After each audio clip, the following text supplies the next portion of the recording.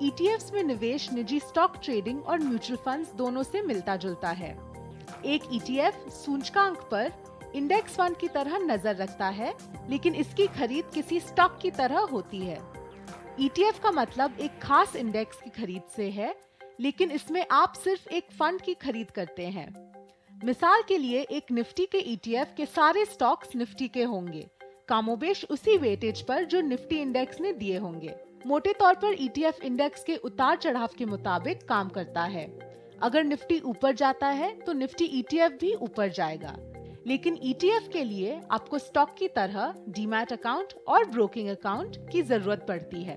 तो मिसाल के लिए अगर आप देश के सबसे लोकप्रिय ईटीएफ में से एक गोल्डमैन सैक्स निफ्टी 20 खरीदना चाहते हो, तो आपको अपने ब्रोकर को इसका ऑर्डर देना होगा, जिसे वो एक्सचेंज से खरीदेगा, और एक बार जब लेन देन पूरा होगा तो ये ईटीएफ आपके डीमैट अकाउंट में आ जाएगा।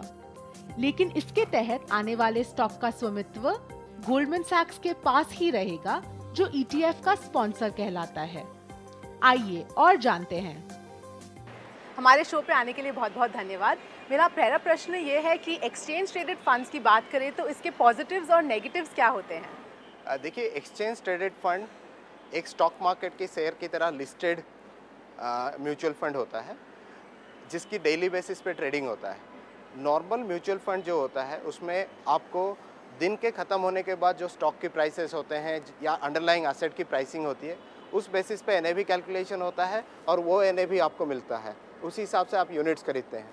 एक्सचेंज ट्रेडेड फंड में आप रियल टाइम बेसिस पे यूनिट्स खरीदते हैं, तो आपके लिए ये फ़ायदा रहता है कि अगर मार्केट किसी दिन 5% नीचे गया, उसके बाद शाम को 5% ऊपर आया, तो आप नीचे की प्राइस में एनएवी में यूनिट्स खरीद सकते हैं और शाम को चाहे तो आप बेच भी सकते हैं।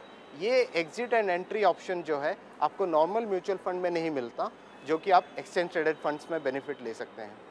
दूसरी जो बेनिफिट है एक्सचेंज ट्रेडेड फंड की, एक छोटा इन्वेस्टर अगर एक यूनिट भी खरीदना चाहे तो वो एक्सचेंज ट्रेडेड फंड में खरीद सकता है, जो कि mutual fund, normal mutual fund में आपको एक मिनिमम अमाउंट इन्वेस्टमेंट करना होता है। और इस एक्सचेंज ट्रेडेड फंड्स के नेगेटिव एस्पेक्ट्स? इसमें आपको जो इन्वेस्टमेंट करना है आपको रियल टाइम बेसिस पे करना है, आपको लाइव रहना पड़ेगा। अगर आपकी बहुत अच्छी स्टडी नहीं हुई है, शायद आप गलती कर जाएं।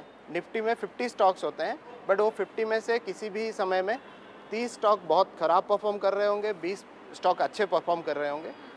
अगर वो 20 स्टॉक को लेके मैं एक पोर्टफोलियो बनाऊँ और मैं मैनेज करूँ, I can give a better return than underlying Nifty.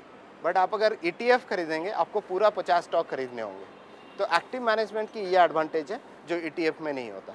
किस तरह के निवेशक को इक्विटी एक्सचेंज ट्रेडेड फंड्स में निवेश करने की सोचना चाहिए? देखिए, कोई भी इन्वेस्टर जो म्यूचुअल फंड में इन्वेस्टमेंट करना चाहता है, ETF में भी वही ऑप्शंस अवेलेबल हैं जो नॉर्मल म्यूचुअल फंड में है।